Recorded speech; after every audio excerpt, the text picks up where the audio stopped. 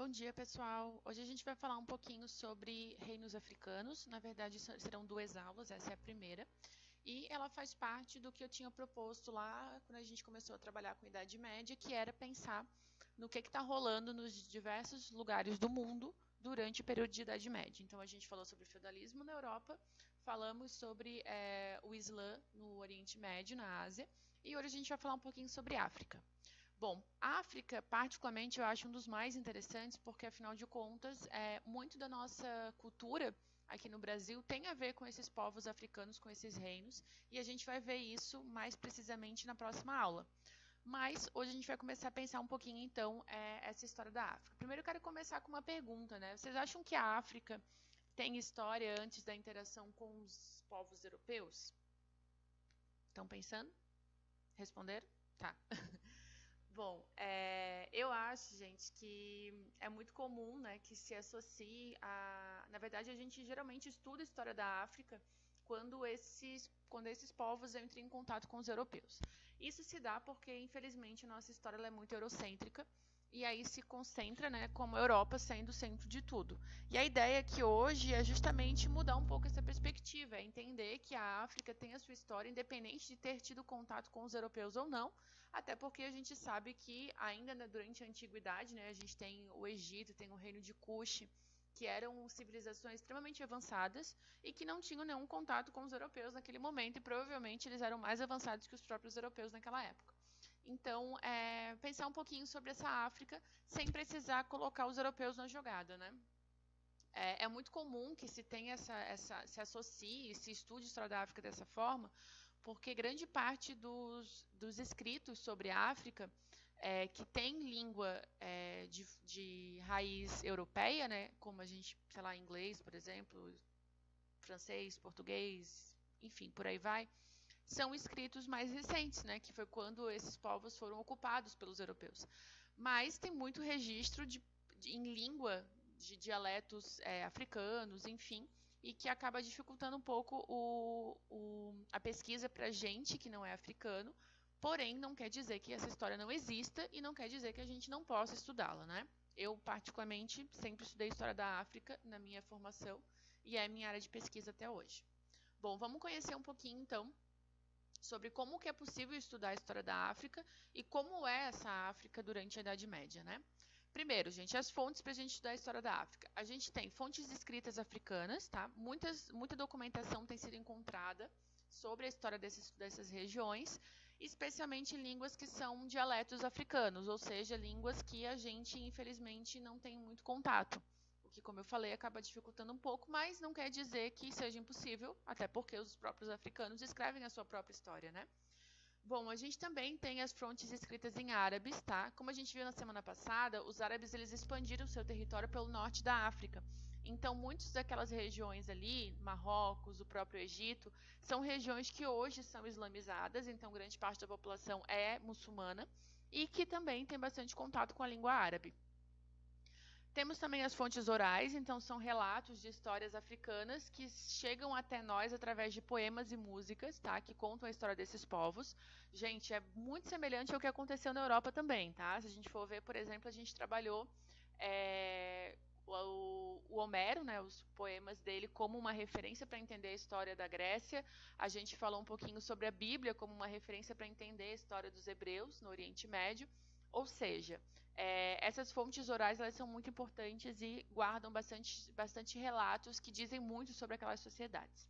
E além disso, não menos importante, a gente tem as fontes arqueológicas, que são as escavações, que nos levam, né, até artefatos que ajudam para que a gente possa analisar como é que esses povos viviam, como é que era a sua dinâmica social, política e por aí vai.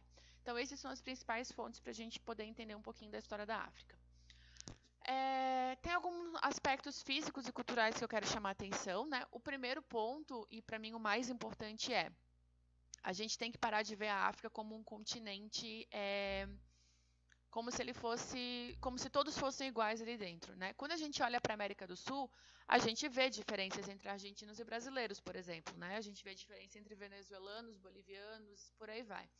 Por que a gente olha para a África e acha que é tudo igual? por conta da cor da pele, não faz o menor sentido, já que aqui também a gente tem uma população, né? A Europa é uma população predominantemente branca, e nem por isso a gente olha para a Europa e acha que todo mundo é igual, né? A gente conhece as diferenças culturais lá dos povos. O mesmo a gente tem que pensar para o continente africano. Então, são diversos povos, tá?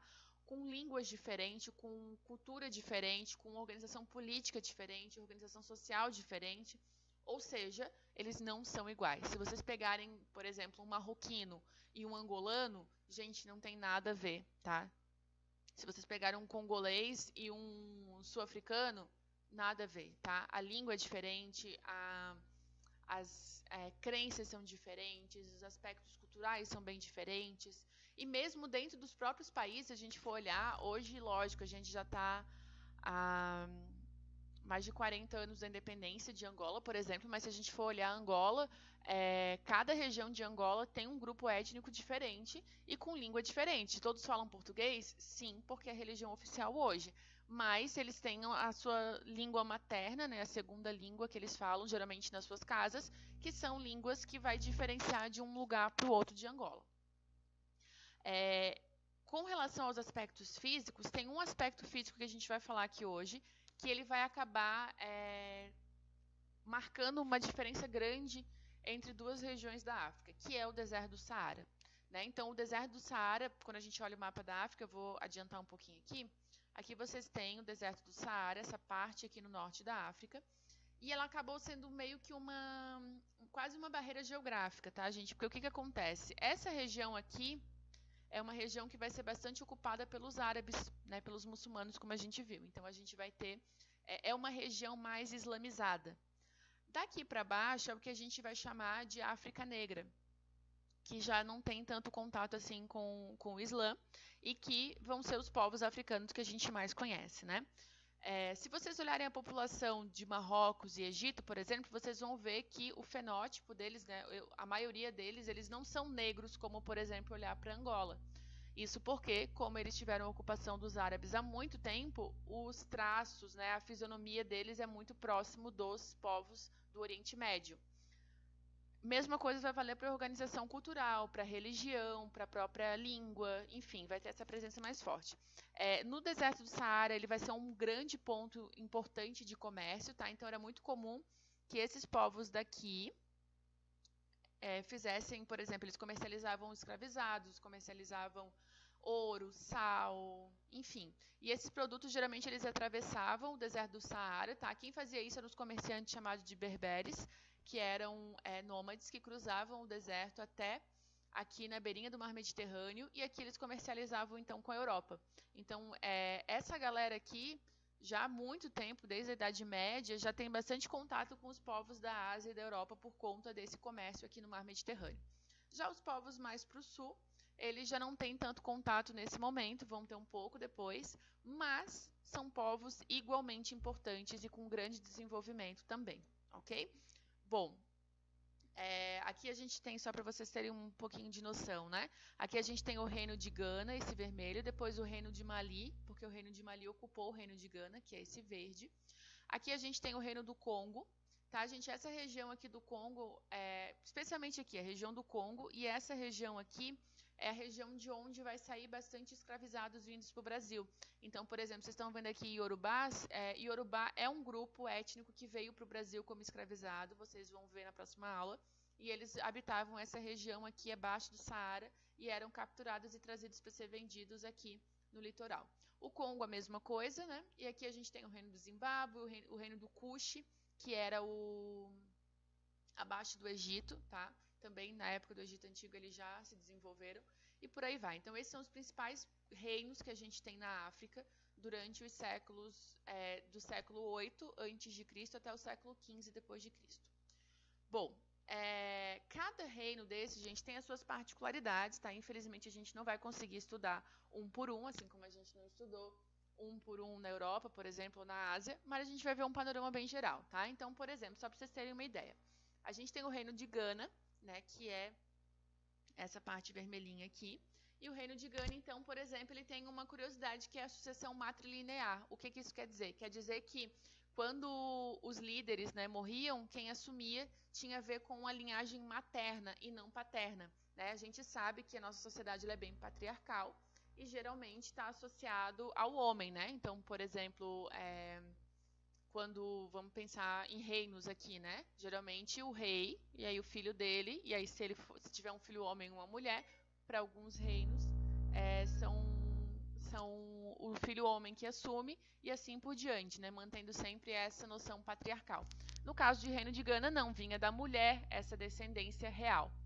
Eles faziam um comércio de tecido, de sal, de marfim, de ouro, de escravizados. Essa parte de escravizado, gente, o ano que vem, quando a gente for falar sobre escravização, a gente vai voltar nesse ponto, tá?